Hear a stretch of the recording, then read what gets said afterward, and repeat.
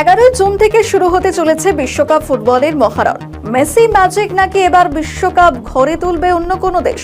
আর এই বিশ্বকাপের সবকটি ম্যাচ কি বাংলাদেশে সম্প্রচারিত হবে? আর্থিক এবং আইনি জটিলতায় এখনো বাংলাদেশ বিশ্বকাপ ফুটবল লাইভ দেখাতে পারবে কিনা তা নিয়ে নিশ্চয়তা নেই। এমনিতেই এর আগে টি-20 বিশ্বকাপ ক্রিকেট থেকে ইচ্ছাকৃতভাবে সরে যাওয়ায় মুখ পড়েছিল বাংলাদেশের। টি-20 বিশ্বকাপ খেলতে ভারতে না যাওয়ার সিদ্ধান্ত জানিয়েছিল বাংলাদেশ ক্রিকেট বোর্ড ওরফে বিসিবি। বাংলাদেশের ম্যাচগুলিকে ভারত থেকে সরিয়ে অন্য কোনো দেশে আয়োজনের জন্য আইসিসিকে আনুষ্ঠানিক অনুরোধও জানিয়েছিল বাংলাদেশ ক্রিকেট বোর্ড, কিন্তু বাংলাদেশের সেই ইচ্ছে পূরণ করেনি আন্তর্জাতিক ক্রিকেট নিয়ামক সংস্থা বা আইসিসি। তখনকার সাম্প্রতিক পরিস্থিতি নিয়ে ভারতে খেলতে যেতে চাননি বোর্ড কর্তারা। এরপর দীর্ঘ টানাপোড়েনের পরে বাংলাদেশ ক্রিকেট বোর্ডের তরফ থেকে জানিয়ে দেওয়া হয় যে টি-20 বিশ্বকাপ থেকে সরে দাঁড়াচ্ছে বাংলাদেশ।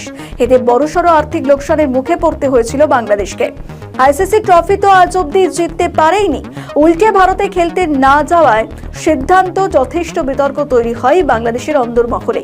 কিন্তু এ তো গেল 22 গজে বাংলাদেশের জেদার গোয়ার্তমির কথা। বিশ্বকাপ ফুটবলের 23তম টুর্নামেন্ট নিয়ে বাংলাদেশে এবার চূড়ান্ত অনিশ্চয়তা। কিন্তু কেন? সূত্র বলছে, এখনো পর্যন্ত বাংলাদেশের কোনো টিভি চ্যানেল বা ওটিটি প্ল্যাটফর্ম বিশ্বকাপ ফুটবলের লাইভ সম্প্রচারের সত্যই কিনে উঠতে পারেনি। এবারে ফুটবলে মহারণের আয়োজন বসেছে যুক্তরাষ্ট্র, কানাডা এবং মেক্সিকোর। আগামী 11 জুন শুরু হতে যাচ্ছে 48 দলের ঐতিহাসিক ফিফা বিশ্বকাপ ফুটবল। সেই হিসেবে বিশ্বকাপ শুরু হতে বাকি আর মাত্র কয়েকটা দিনই। কিন্তু বাংলাদেশের কোটি কোটি ফুটবল প্রেমীরা সবকটি খেলা দেখতে পারবেন কি নাকি পারবেন না, এই প্রশ্নটা কিন্তু ঘুরপাক খাচ্ছে সে দেশে। জানা গিয়েছে, বিশ্বকাপ ফুটবলের লাইভ সম্প্রচার নিয়ে এমন আশঙ্কা তৈরি হওয়ার পিছনে রয়েছে লোকসান এবং বিশাল আর্থিক অঙ্কের চাপ। এবার ফিফার কাছে থেকে বাংলাদেশের জন্য সম্প্রচার সত্ত্ব কিনেছে সিঙ্গাপুর ভিত্তিক সংস্থা স্প্রিংবক। সিঙ্গাপুরের এই কোম্পানি বাংলাদেশ টেলিভিশনের কাছে 150 কোটি টাকা দাবি করেছে। ট্যাক্স, ভ্যাট সহ মোট খরচ দাঁড়াতে পারে প্রায় 200 কোটি টাকার মতো।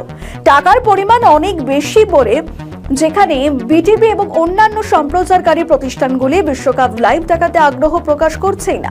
জানা গিয়েছে, গতবারে 2022 বিশ্বকাপ সম্প্রচার করতে গিয়ে বাংলাদেশ টেলিভিশনের বড় ধরনের আর্থিক ক্ষতি হয়েছে। আর এবারে ঝুঁকি আর বিটিভি নিতে রাজি নয় বলেই জানা গিয়েছে।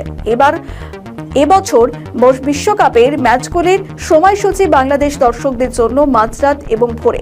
আর এই সময় টিভিতে লাইভ হলে দর্শকের সংখ্যা নিয়েও তৈরি হয়েছে সংশয়।